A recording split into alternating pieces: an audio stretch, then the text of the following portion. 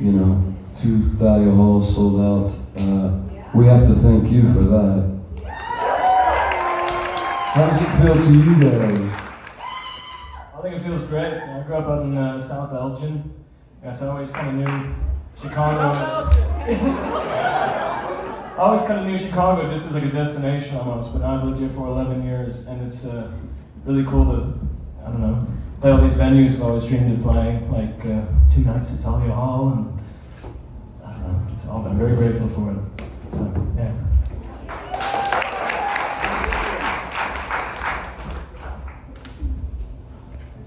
So I'm not technically from here either, but I've been here for 10 years, and well, thank you. We love you, Chicago. I think that's all I have to say. Did this feel quick, this rise, or does it felt like you put a lot of time into it? It feels like we put a lot of time into it. This is impersonal. I'm going to take my glasses off. It's very impersonal of me. Sorry about that. No, it feels quick in some ways, in the sense that, you know, it doesn't feel like that long ago that we were playing, you know, the Sleeping Village with very few people showing up, and so, particularly in this city, I think the people they gravitated to the music quickly, and as I said, they're coming for us.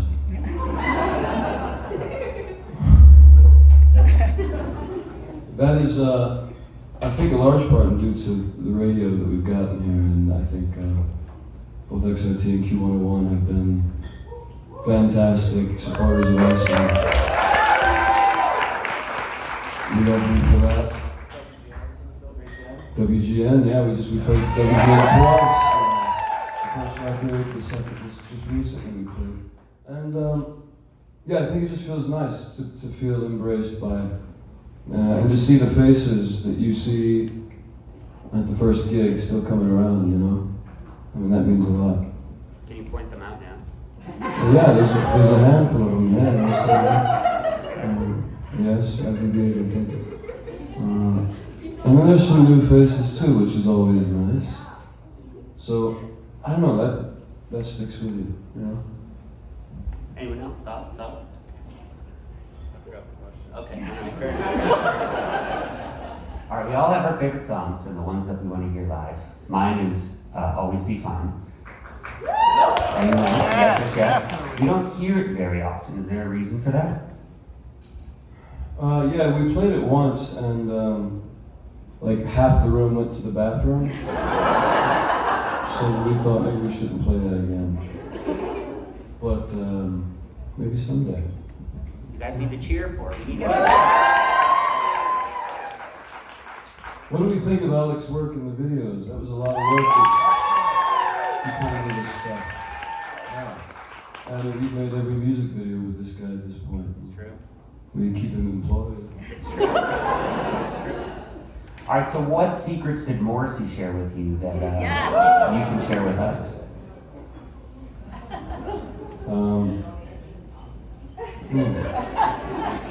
Do you share any secrets with you, Jeremy? You know what? Actually, I will say this. He said to me that they being, you know, the naysayers, will try to put you into a box, and they will try to diminish you. But that's just their own sort of flaw. And it was very nice to hear someone, you know, say that. You know, you stay yourself, stay authentic, persist, no matter how loud the voices get. And I think that's very true. And that was nice to hear from someone who's been at it for a while.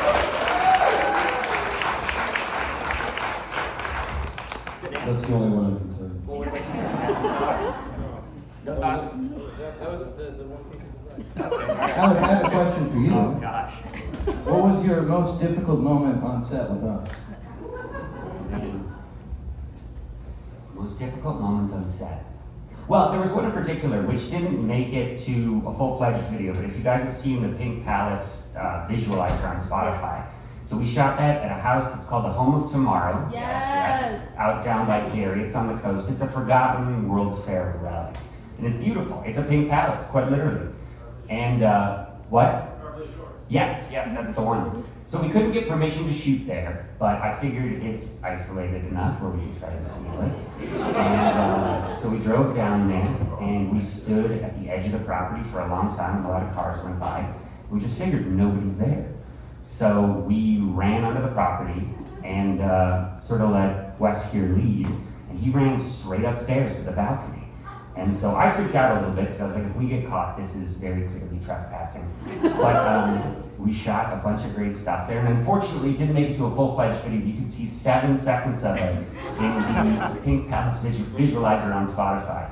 So that was a scary one. But I think overall it's been great working with you guys. It's always fun. It's always a challenge. Shooting the Slumber Party video on that big LED wall was incredible. It was super cool. There's nothing but pleasure working with you guys. Really? You heard it? Yes, it's true. It's true. So, well, I'd like to open it up here. Does anyone have any questions? I don't know how we do this. If you want to come up and use the mic, or we just shout and see if we can hear it. All right, let's try it. Oh, me? Okay. Yeah. First of all, Wes, thank you for just being an awesome, just rock star. We need rock stars, man. You are a rock star. Thank you. If you could cover the Elvis tune, what would be the Elvis tune you think you could make like an awesome modern version? Have you ever heard his version of Old MacDonald? We'll do that one. If you haven't heard that, you do have to check it out. He slowly loses his mind throughout the song. The way he goes, oink, here. It's very funny. It's very funny. So, all right, who's next? Who's got a question? Here. Question I have for you guys is, you have a really rigorous schedule from day to day, city to city. As a band, how do you guys keep it fresh? How do you keep it sane and keep it so fun from all the shows you have to do and grind of this work? Do you have any tips? Beer? Yeah, beer, that's a good one. Well, we of course have to thank our amazing crew, which is ourselves. No, we lean on each other for sure. We all have our days where we're just absolutely exhausted, so we try to pick up the slack for each other and have each other's backs, and and doing the gigs. It's everything else can be a grind, but doing the actual gigs and seeing the faces, your guys' faces, and getting to play the music for you, that keeps us going.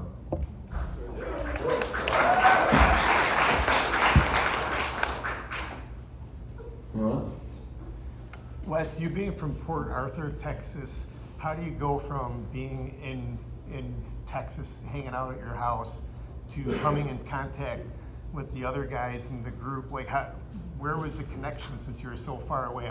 Who knew who? How did you end up, if you're willing to? Yeah, no, I think I can only attribute it to Kismet because where I am from is very small. There's not a lot going on.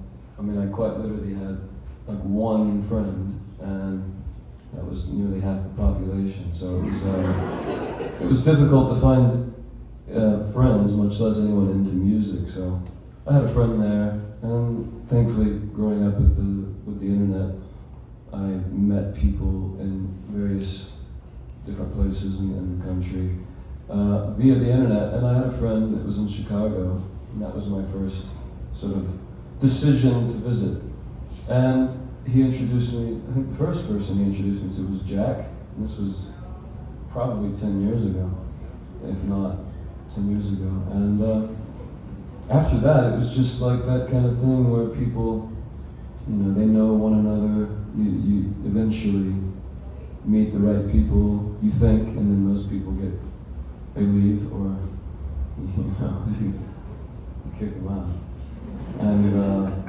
And those things happen, and that's part of I think the growth of the band. And in this case, now we've all been doing this for a few years, and eventually met Jeremy. Jeremy introduced me to Devin, And you just know when you have the right people, you know, and you know when you don't.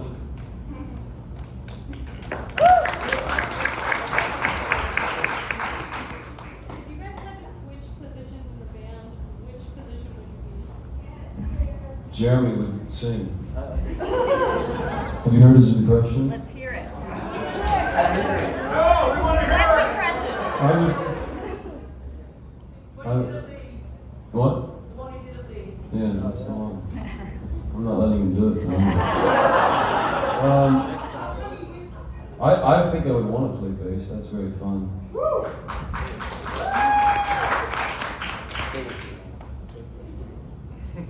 Is drums up for grab? I'd take drums. Jack, you don't have anything to do now. He's right where he belongs. If you guys could perform with any artist, dead or alive, who would you pick? For me, it would probably be Jeff Buckley. Probably.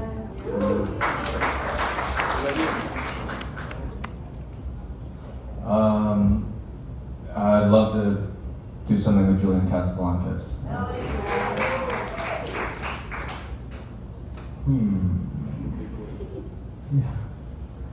Yeah, I'd pick Chet Baker. I'll take Prince.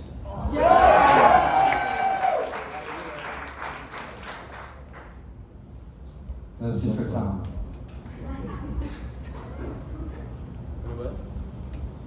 So you touched on earlier your connections to Chicago and your familiarity and reference points. What was it like overseas, and just how did you feel? How was the reception? What was it like? What was your experience? It was remarkable. I mean, to just especially in places where English isn't their language, and you're singing all the words back, and the lines out, you know, outside waiting to get in. Just the things that you saw happening for other bands that you could taste for yourself, and to see it finally happening is just still mind blowing. I have a question. So I know you guys aren't all from Chicago, but your heart is here. So I just want to know, how does it feel to know that you've influenced so much local talent? Incredible. I mean, who wouldn't want I that? mean, they're covering your songs, so I know. It's that's amazing. I've seen it. incredible. You're doing a great job. Keep it up. Yeah. I mean, I still go to gigs and wait outside myself to see the gigs, so it's still just crazy that people know the song. So think about it. Thanks for covering this.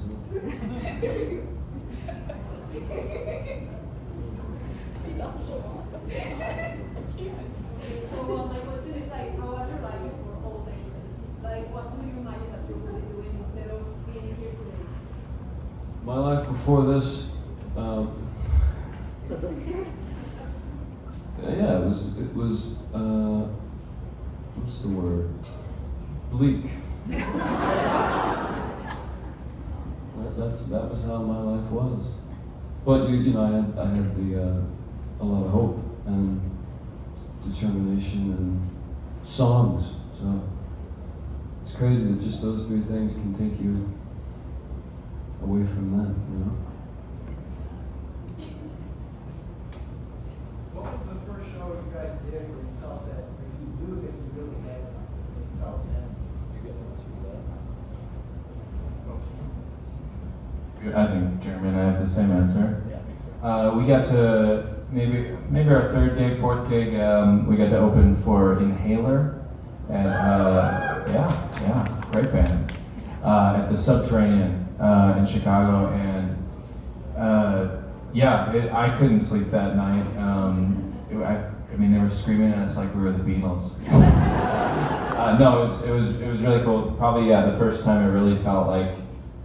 I don't think we even had any music out at that point, and yet, you know, captive audience, and it was really encouraging and really inspiring, and we've been chasing that gig ever since.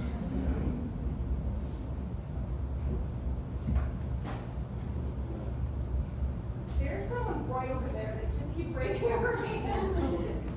Oh yes, we can't see it.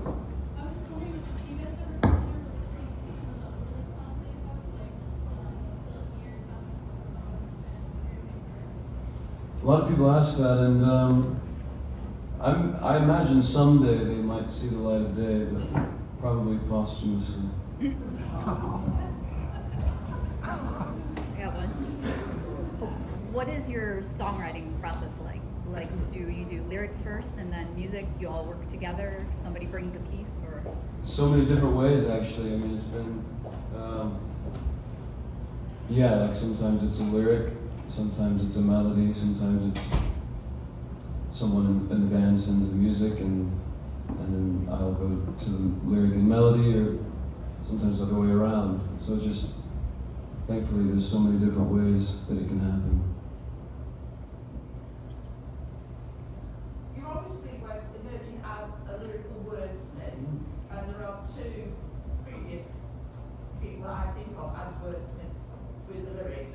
Is there anybody lyrically you admire particularly? Great question, yeah. And Jack mentioned, I think Julian Casablancas is great with lyrics. Because you don't really know what they mean, but you feel like you do. You know?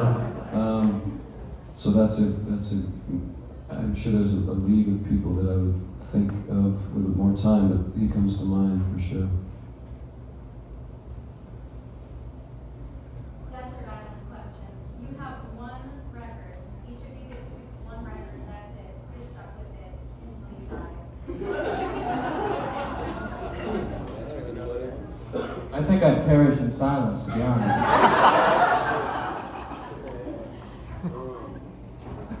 That is I'll say, just so these guys can bide some time for these guys to say really slow, say Songs in the Key of Life by Stevie Wonder.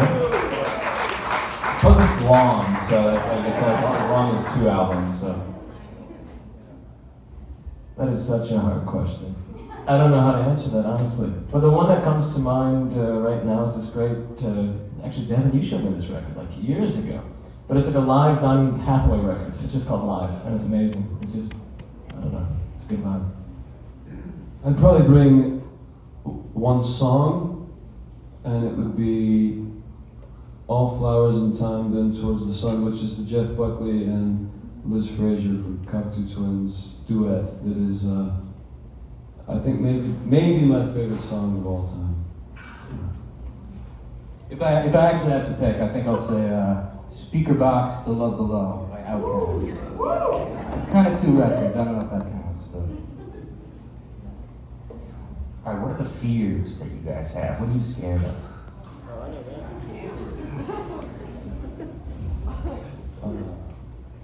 Well, I think other than death, which is my big one, it would be obscurity, probably. You know, just so like putting your life into something and people yawning at it. You know, that would be my fear. I think this one kind of goes with death, I suppose, but me and Wes are both terrible hypochondriacs. Just terrible, you know, like trying to avoid looking up any symptoms I have of anything at WebMD. But we did one tour a few years ago where it was just, we were both going through something, we didn't know what, but we were both terrified it was cancer or something. And luckily it wasn't, but you know, I remember our manager bringing me, I had all these canker sores, it was awful. And our manager brought me a bunch of salt packets all the time, and I thought that was really sweet. I don't know where,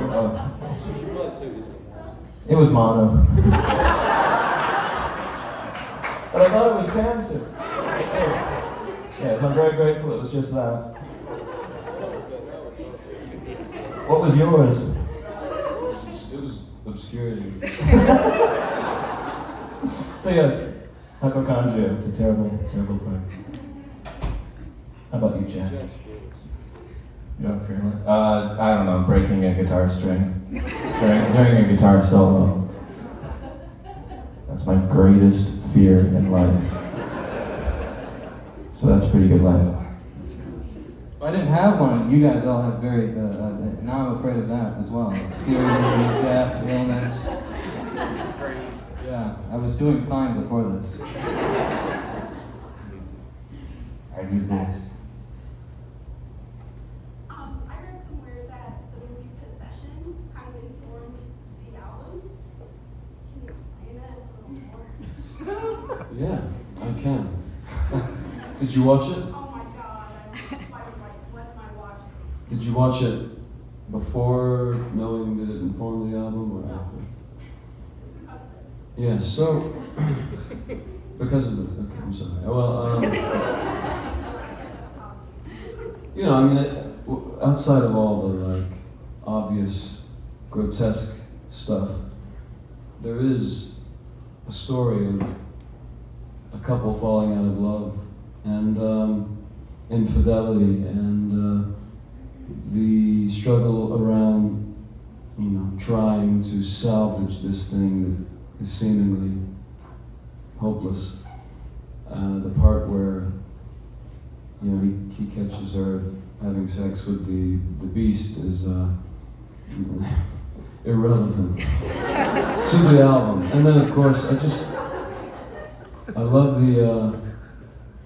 the colors. It's like beautiful blues and grays, and it was shot in Berlin. And when Alec and I were making the video, if you see in Slumber Party, it's got all of those kind of aesthetics. But I just think the story of the two falling out of love reminds me of like Blue Valentine, or which Alec recommended to that I watch. So that was part of it. Definitely influenced the lyrics and stuff.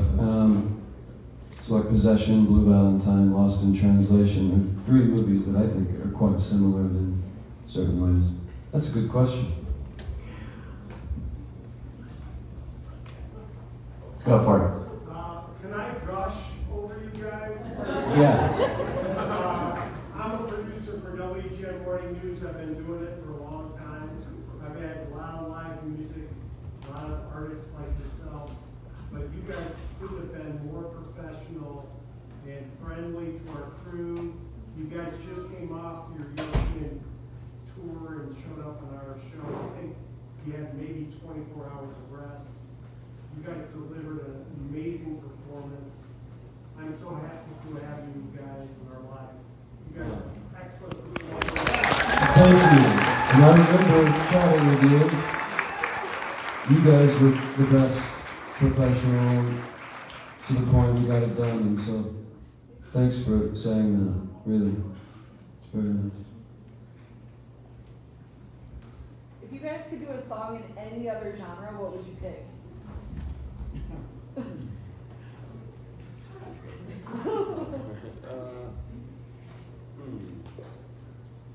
Well, I think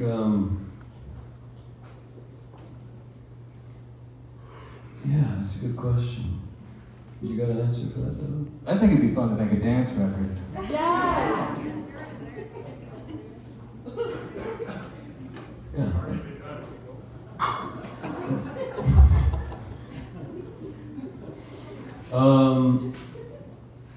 Maybe like something really aggressive, you know,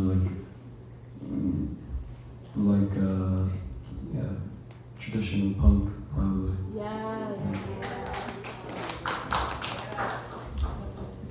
All right, we got one more question. Who's got the wrap-up question here? Anyone? Let's try. So, listening to the album straight through, there are very few albums that I can listen to just from start to finish. And the most recent album is a perfect example of one that just flows from one song to another. How do you go about that process of picking which songs in which order that everything goes through? Remember that call we had? Yeah. We had it must have been like an hour-long call, right? And we thought we were on the same page by the end of that call, and then we weren't. And you know, there is an art to it, and honestly, I think the best track lists are picked by those who aren't in the band, you know. And ultimately, I think our manager had a lot to do with the track listing, because you get too close to it, and you sort of fall for your own interests, and you want things to open the record that you love, but maybe isn't the most the best choice for it. So we all had versions of the track listing, and it's the same thing with songs. You know, I think we recorded 14 or 15 songs for the album, and 10 made it. So it's just that process, and you never know really from the start. It changes, and you don't really know until you're at the deadline, and that's it.